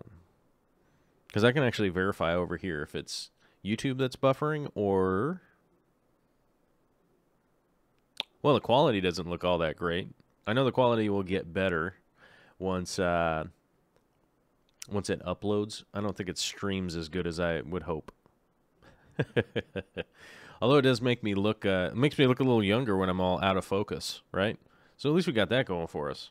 Makes me look a little fresh, a little young, a little clean. You know what I mean? But overall, looks pretty good over there. So it might be your end. It might be your internet's over there. But how cool, how funny is that we can actually check it? That's how much technology we got going on now. I can actually just go like, hold on, let me check this out. Oh, 3 dislikes and 206 likes. Well, thank you very much, guys. I appreciate that. Don't worry too much about the 3 haters. They're always around. Just some jackwagons that don't like good things. Right? Oh, quick check-in here real quick while you guys kind of get an opportunity to just kind of look at the 240 there for a minute. We'll talk about some of the plants on there and just a second. Whole bunch of new subscribers coming in today. Hey, what's up? During the show? That's not normal. What's up, new subscribers? All right, how you doing? We got some new Patreonizers. What is going on here? We got some new Patreonizers? What up? What up, new Patronizers? Silence Severed with a brand new Patronizer. And Keith. Oh, just Keith. Oh, I like that. I'm like, yeah, I'm just Keith. How you doing? I like that. That's pretty dope. And Tim Jenkins rolling up into the 20. Oh, he edited his pledge up to the $20 mark. $20 from $1 up to $20. Thank you, Tim Jenkins, my man. We got to beat Corey, you guys. And if you're not subscribed, go ahead and click this. We've got a bunch of new subscribers. Pam Newman, Sue Shrimp Breeders, AK49 Aquaponics. Oh, dude. Hopefully they have videos. Let me see. Oh, 9 videos. That might be worth checking out. I'm going to check that out after the show. I'm not going to do it while I'm on the show here. Quinn Purser, Brennan Fish and Shrimp, Gray Wolf, Crazy Guppy Lady, and William Morrissey. Hey, what's up, all you new subscribers? How you doing? Thanks for subscribing. Someday, I'll get over the 10,000 mark, and I could be in the 5 mark club. And it will have only taken 10 years, which I think is appropriate. It's about 1,000 a year.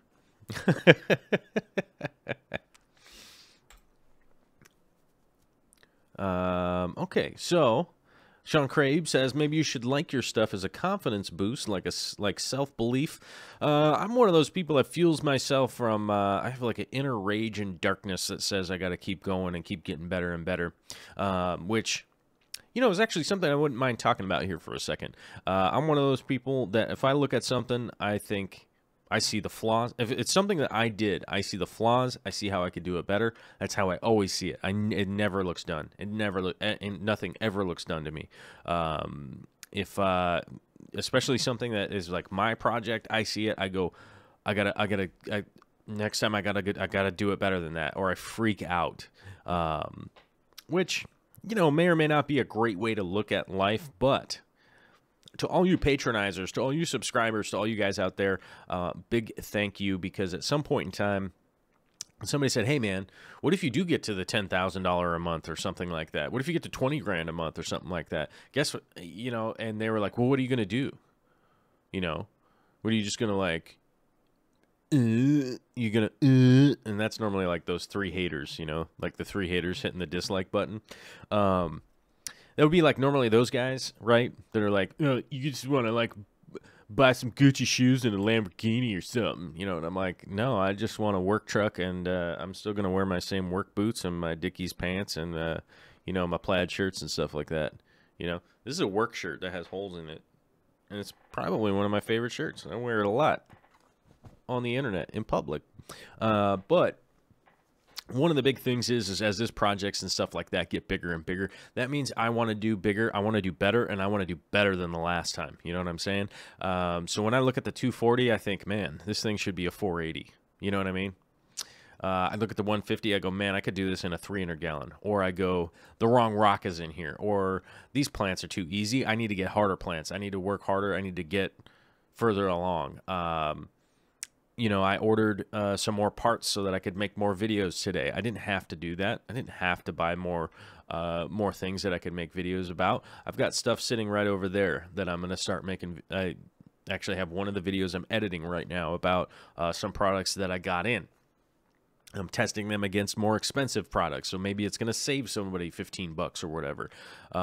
So that's really the thing, is that whenever I get more opportunity, that means I'm going to try and do what I'm doing in a better way every single time. And if it freaks me out. It freaks me out. Like I can't sleep. I can't figure out what's going on.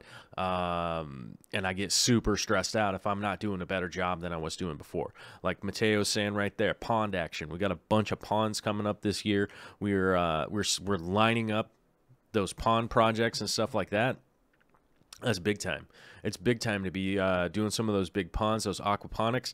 We went to koi.com this last weekend, who is one of the premier koi breeders in the world, happens to be like 30 miles from my house, 35 miles from my house, maybe 40. I'm not sure. Whatever. I can drive my car there. And you know what's crazy? The road that it is on, the road where that koi breeder is, I used to drive past there all the time. My uncle lives right up the street from this, okay? From where that koi breeder is. And I saw his sign for years and years. And I always thought, wow, I should probably stop in there. Wow, I should probably stop in there. I can't tell you how many times I was kicking myself on the inside this last weekend after going to koi.com that I was not hanging out there on a regular basis for the last 20 years. I'm telling you. I am telling you. If you follow me on Instagram, I posted one koi picture up on there. I got some more koi pictures, don't worry. And I also have some real walkthrough videos that will be coming out from koi.com. But I was really, really, really kicking myself that I was not at least just visiting that facility, you know, once or twice, you know, once every couple months or something like that. Because like I said, I saw their sign. The road that it was on, I helped in the repaving project. I did the street sweeping in the repaving project as they ground the road down. And then when they repaved it, sweep. And it's unbelievable that I'd never been there, but inspirational as all get out, because I took Vicky there, and here's the crazy thing. I took Vicky there, and she was looking around going, oh my God, this is what you're going to do at our house? And I was like, yes, this is exactly, well, I mean, obviously it's much larger. I was like, yes, we're going to do this in a smaller scale. And she was like, oh, this is dope. Yeah, do this. Right? And I was like, oh man, I could have brought her there like 2 years ago. You know? And so it definitely is, but that's really the thing that fuels me, is like, what's the next thing? What can I do? What can I redo? What can I do better than I did last time? So like I said, it might not be the healthiest way to go about life, but it is what fuels me. It's what motivates me. It's what means I got to just keep going, you know? So I ain't going to stop. I ain't going to stop anytime soon. It's going to take me getting run over by a semi or something like that to really like quit the train. I really, you know, somebody asked me a little while ago, why do I leave all those crappy old videos that I have up? Realistically, the really crappy videos, they all got deleted. They didn't have anything to do with fish anyhow, so don't worry about that. You all aren't missing out on anything. But if I look at that, look at those old videos, that is fuel for me. That is fuel for me to go like, wow, what a disaster. And I can look around and go, wow, my life is really headed in the right direction because I'm working at it every day. And I'm going to keep doing it. And as Aquarium Co-op just said, can't stop, won't stop. That's right. We can't stop, won't stop. And we're going to keep going. And it's going to keep just getting cooler and cooler and bigger projects. And somebody asked me, in relation to what I was talking about, to the part where they were like, yeah, if you get up to $10,000, what are you going to do? You're just going to buy Gucci shoes and a fancy car? No.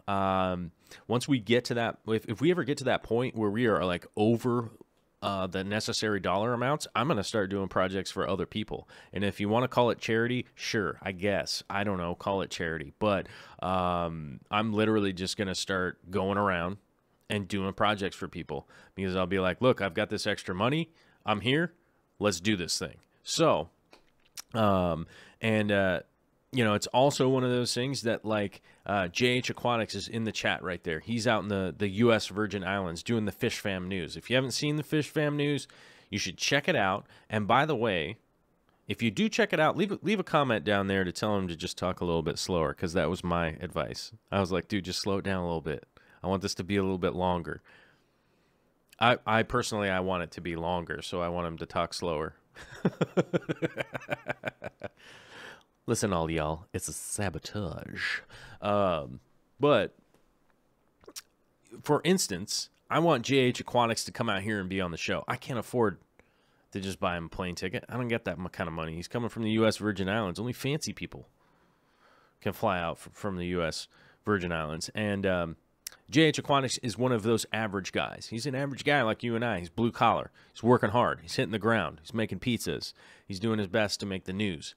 And he can't necessarily afford to do that. But could I buy him a plane ticket and have him come out? Is there another fish keeper out there that could possibly be coming out? I don't know. I think there could be. I think there could be.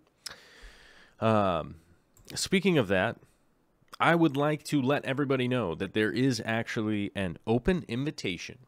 There's an open invitation. If you want to come on my show or if you want to come on The Real Fish Talk and you are an established fish keeper, right?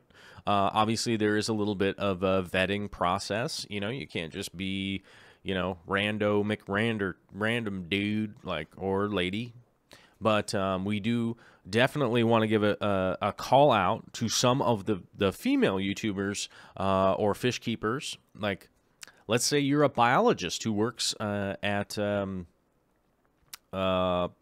I don't know, some fish farm or something, and you're like, I don't have a YouTube channel, but I always watch all these YouTube shows, and I'm a biologist, and I have some information, but I don't have a platform. We want you to contact either me or Corey at Aquarium Co-op. Contact us, and we will gladly have you on the show. I saw one of the comments that really hurt my feelings the other day that was asking where are all the female YouTubers on all of the stuff from this last weekend. And, you know, I felt a little bit offended. I felt a little bit offended by the whole situation of those types of comments. They're going like, there's nothing but dudes here. Well, you know, Rob was coming out, right, from Philip Aquatics. He was coming out, and it was me, it was Corey, Jimmy, and I. So it would have been 4 dudes. Aquapros came out, and Bob Steenfot came out. And it just so happened that it was 6 guys. It just so happened that it was 6 guys. This is not a boys' club. This is not only dudes. And I would welcome any of the women out there to come on the show. It is a safe environment where women can come on the show. I was, you know, I don't know. My feelings were hurt probably more than they should be, because it's like, you know, it's like, well, where's all the women fish keepers and this and that? And I was like, I don't know. I said, I don't know. I would love to have them out. I would love to have any of them out, just as much as I would love to have any, you know, male fish keepers out. I would love to have anybody. I want to learn as much as I can. I want to have as many conversations and spread some knowledge and things like that as I can. And I know that our first guest on the Real Fish Talk was Tazawa Tanks. Tazawa Tanks came all the way up from San Francisco to be on the show. So it's not a sexist thing or anything. If anybody is out there thinking that, I realistically felt like I just felt like my feelings were hurt. Like we were, you know, if somebody had the impression that we were like, you know, doing anything like that, it's like that is not the case. As most of you guys know, most of my moderators on here are females. I guess maybe it's half and half. Is it half and half? It might just be half and half. So I don't know, but definitely isn't any of that stuff. As JH was saying, like 15% of his viewers are female. Mine happens to be 16% female. So I don't know if maybe it's that I don't have a large appeal. I don't know. But I would love to have any female fish keepers are more than welcome to come. I know there are some local ones that are scheduled to come out at some point in time. And we do have some actually really famous females that are going to be coming out that you might not even know who they are. Like infamous, like in the good way of infamous, right? Like in the Three Amigos. Wait, no, that's not right. Like, they're so famous, but you might not know who they are, and they're going to come out, and you guys are going to go, oh, my God. You know, like, this whole time that was like a lady, you know, like, so there is going to be some really cool stuff like that coming along. It was something that I wanted to address on this show because this is my channel, and I just wanted to kind of talk about it from the heart a little bit, that, like, look, you know, I'm certainly not a sexist guy. Like, that's just not my thing. And if anybody was getting that impression, you know, that ain't the case. That ain't the thing, man. That ain't what going on. So, but it just popped into my head because, you know, like, you know, I felt hurt by it. You know, some people out there, like, feel like they got to say something bad, and I don't even know if that was intended to be a bad comment. Typically, most bad comments, I just brush them off because I'm like, whatever, this person's having a bad day, whatever. But that one just felt like, if that impression was out there, I just want to kind of run at it a little bit and go, that is not the case. That is not what's going on. So, but either way, let's bust into the chat here a little bit, see what's going on. If anybody has any, don't seem to have too many questions about the 240. Maybe it's pretty obvious. Maybe I got a good enough little video segment here. Oh, this is the thing I wanted to talk about real quick. Oh, come on. Let me get a good shot here before I pause it. Oh, there we go. Perfect shot. So that sawtooth high grow that we planted a little while ago, as I mentioned, when I had planted it, it was a little bit run down. It just was had gone through a shipping nightmare, and nobody bought it. It was like a little orphan plant, and it just had a bad day. Let's just say that I had a bad day. I had a bad couple weeks. So I was kind of concerned about how this plant was going to adapt. Sawtooth high grow is actually kind of a hard one to adapt from the emerged to fully submerged sometimes. I've had that in my experience. I've had that happen where it's like, no, I don't want to live underwater. What are you doing? Oh my gosh. I've had that definitely happen with it.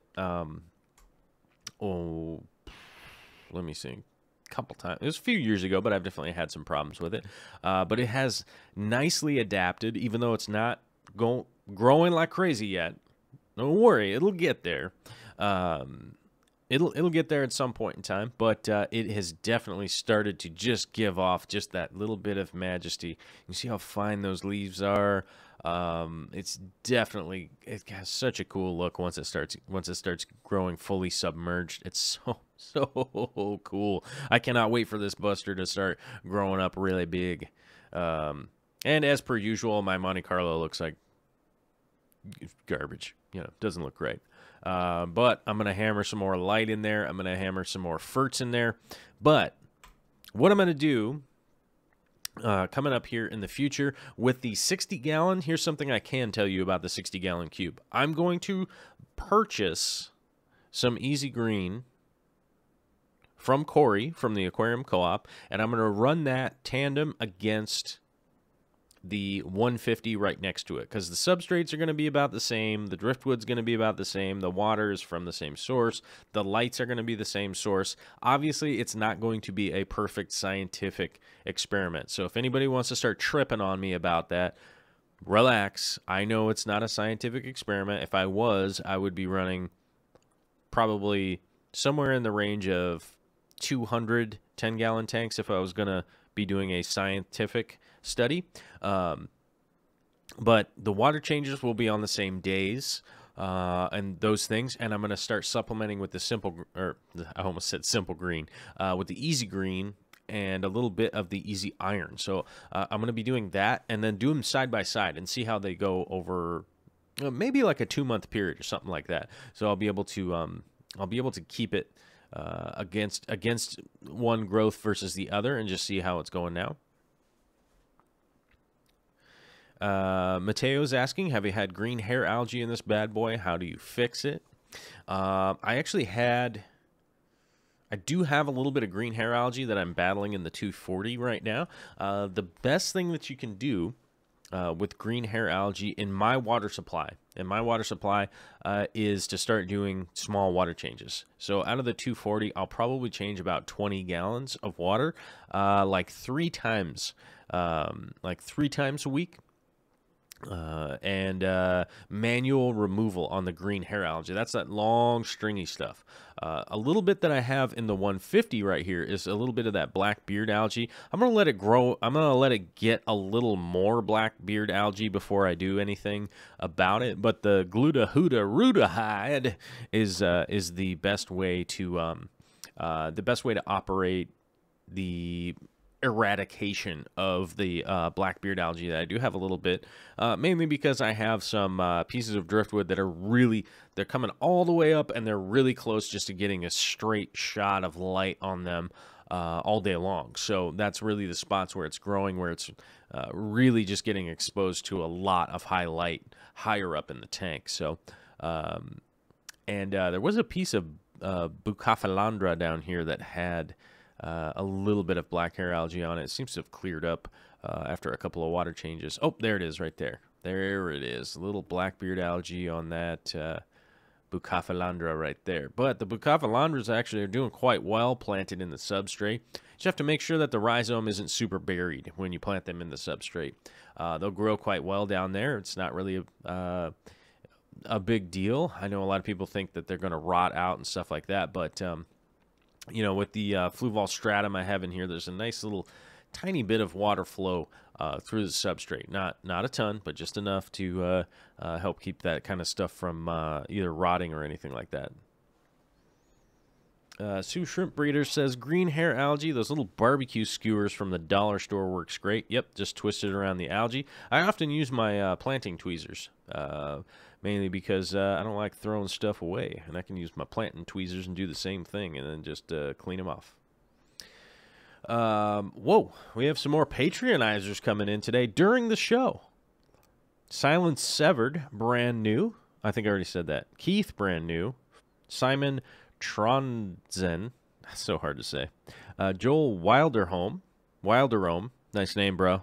Joel, how you doing? What's up? Wilderome. Let's see. DMC of the Sea coming in with the $1 patronization. Thank you very much. Jen Fountain, right on. Coming in with the patronization during the show. Right. Oh, cool. Thank you very much. I appreciate it. Oh, Schwisky Vision with the super chat. The 333 super chisel coming from a man sizzle. Schwizzle Vizzle. For the Lambo and Prada shoes. Right on. Who don't need them Pradas? Who don't need them Lambos? We got to drive super fast. We got a fish emergency. Share. Sean Nebula says 39 average subs per day. Share. Oh, we got to get the share out there, you guys. We got to do that. Get those subscribers coming in, you know what I mean? We need some of them subscribers that may or may not know who I am, or they might not know who themselves are. I don't know. But throw it out there, because I'm at under 1,000 subscribers a year right now. We need to get to that 10,000 mark so that I can say, hey, I get 1,000 subscribers a year, bruh. How long what you up? What? You know? And then I'll be all like, what?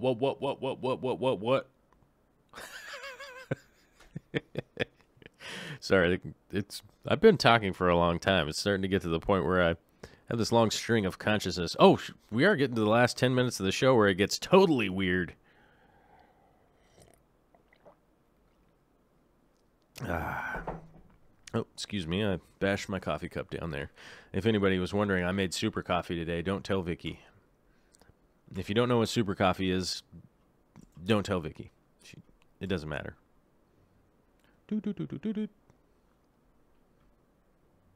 Uh-oh. Oh, wait, hold on a second here.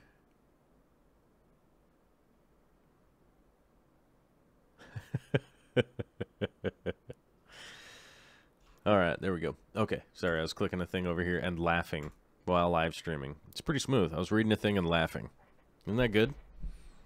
It's good for you. It's good for me. Right. Well, we've dropped down to 211 live viewers, which means we won't be giving away a painting today. But there still is one more chance to hit that 1,000 live viewers mark on Friday. We do the show on when I do the show on Friday. If we hit 1,000 live viewers, it's going to be a full-on bonanza of craziness. It's going to be a full-on bonanza of craziness. You know what I'm saying? Bonanza. Craziness. A whole painting giveaway. And just so you know, it will be what the winner wants. As long as it's not like dirty or something, you know what I mean? PG-13. You know what I'm saying?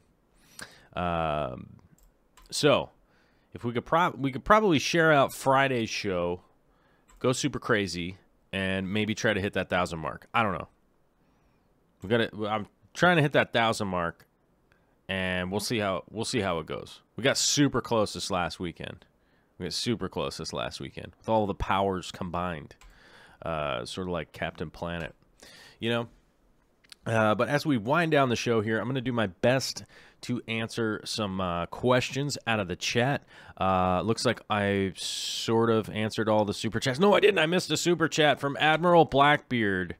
Oh, man, how did I miss that? I missed a $5 super chat from Admiral Blackbeard. What's up, my man? Deactivating lurker mode, got to win. The $5 super chat. Digging it. Deactivating the lurker mode. Sometimes you got to deactivate lurker mode and start going bananas. You know what I'm saying? Just start freaking out. Busting out super chats, going wild. You know what I'm saying? I'm excited. Thanks for the super chat, man. I appreciate it. It's a big help, dude. You know what I mean? It's a big help. We're going to do some big projects. I got to get these ponds going in, bruh. Got to buy some cement.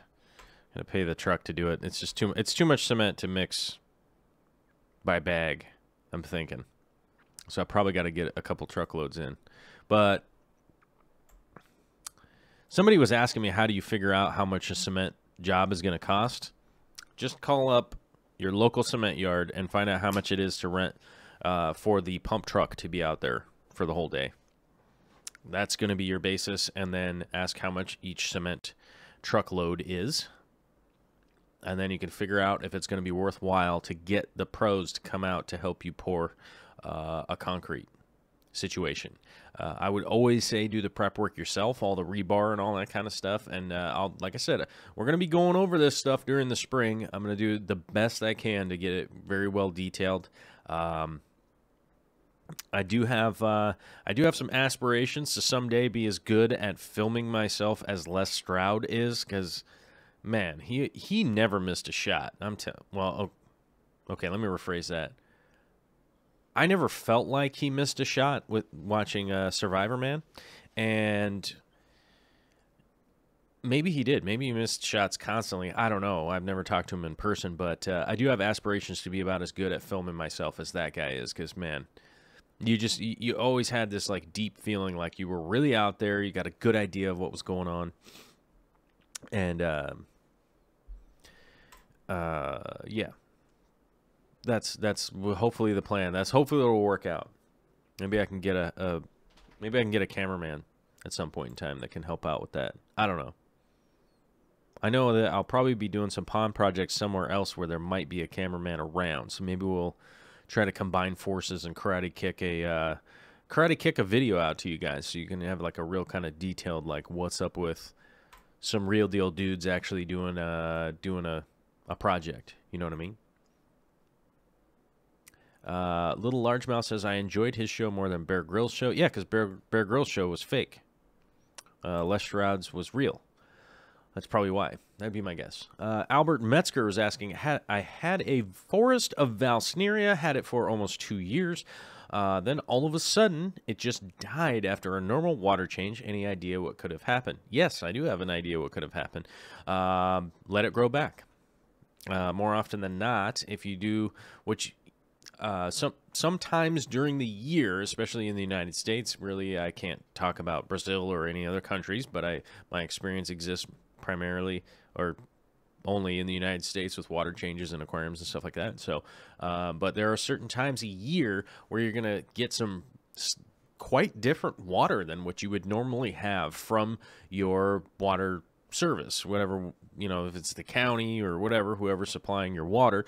There are certain times out of the year where you can get some really different water parameters from the water change. Valsneria is one of those plants. Even if you, I'm not saying for sure, but oftentimes when I've moved it in the same tank, it melts all the way back down. You know what I'm saying? It'll melt all the way back down, then grow back again. So with Valsneria, I would always say to remember to be patient if it does melt off, because that's just something that it does sometimes. I wish I could, you know, be the Valsneria whisperer out there, but Valsneria is so durable that most states now, because it has already invaded most areas, most states use it for river erosion control, because it'll grow pretty much anywhere and pretty much just grow. There's a lot of people out there that have a huge reputation of being awesome plant growers because they can grow fish tanks full of Valsneria, but keep in mind that Valsneria will pretty much grow anywhere. You take it out to one of your local ponds or something like that, throw it in there, it'll grow. Take it to a river, it'll grow. Like I said, a lot of states now, when they do big construction around rivers and things like that, often use it for the erosion control. So they'll actually buy big orders of it and actually plant it with guys that don't even know how to plant plants. So they just jam them in there and then take off. It's actually kind of funny. But it'll pretty much grow anywhere, but it will melt and do all sorts of crazy things, but it'll grow back. Just be patient with it. Don't stress out too much if Valsneria melts. Hey, buddy, what are you doing? Mr. Duty's over here. Hey, Chips. He's a good boy. John Zim, Joel, I'm getting shrimp tomorrow, but I still have dwarf Mexican crayfish in the tank. Will he bother the shrimp? Absolutely. Yes, dwarf Mexican crayfish will eat shrimp. Yeah. Dwarf Mexican crayfish, very hungry. But yeah, they'll mess with the shrimp. I would move them out or possibly move him into a little container within the tank if you have like a breeder box or something like that. Just keep them safe, figure out where you're going to put them. They shouldn't really be mixed in a tank together. Kyle Pace says, I don't know, man. Every time I put Val in my tanks, they die off, and I've never had it come back. Well, be patient with it. So, as you said, I don't know, man. I'll say, I don't know, man.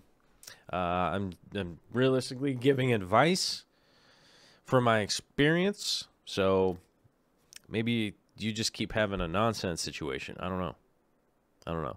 That would be uncool if you were just keep having problems, just to be having problems. That would suck. But hopefully it gets worked out. I don't know. Let's see here. We're coming up on the last 2 minutes of the show. Let's see if I can't get anything in here super quick. We'll see what's up. 240 likes and 4 dislikes. We got the 4 haters. We're looking for the, there'll be 3 more haters. They're coming up. There's 7 people that really don't like me, and they hit the dislike button. Good luck. Let's see. Substrate and lighting. Oh, nope, that's not a question. There are some really pretty crayfish out there. I wish I could get some. I love the crayfish, but just remember to be careful what is in the tank with them. Sioux Shrimp Breeders, well, awesome stream. We'll be back. Glad this came up in my suggestions. Oh, we came up in the suggestions. That's because you guys hit the like button, the share button, and all that kind of stuff, right? That's why that would come up in the suggestions, which is dope. Thank you very much, you guys. That's super cool.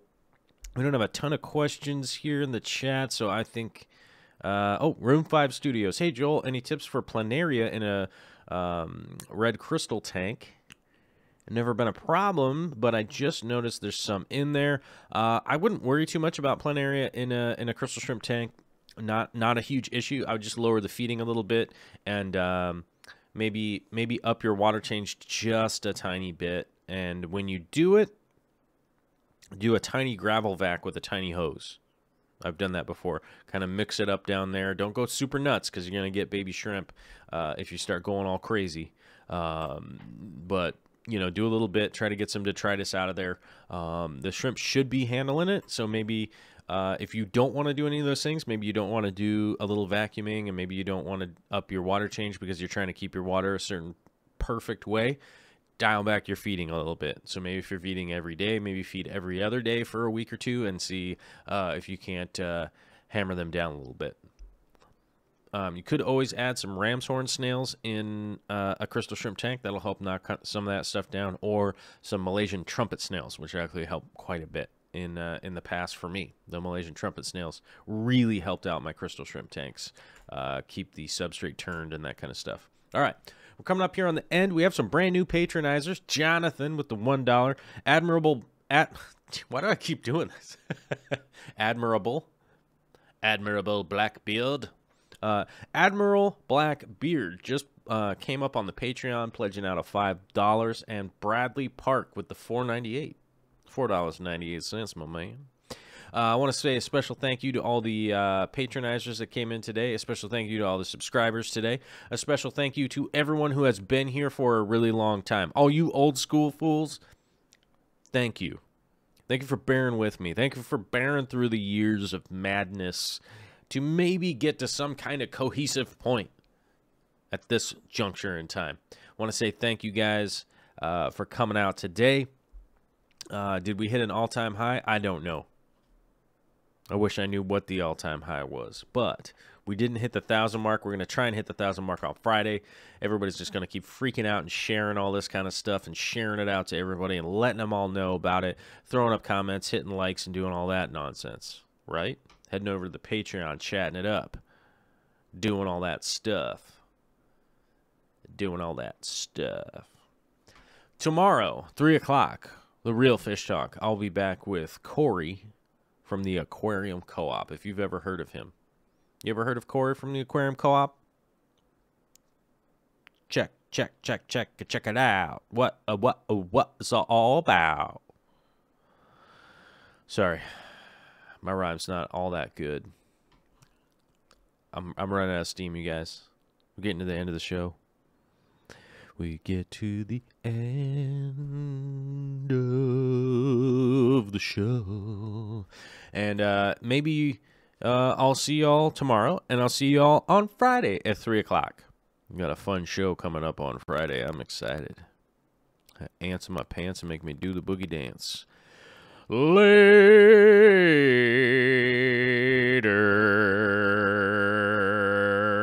Hey, Mr. Chips, you seen this button around here?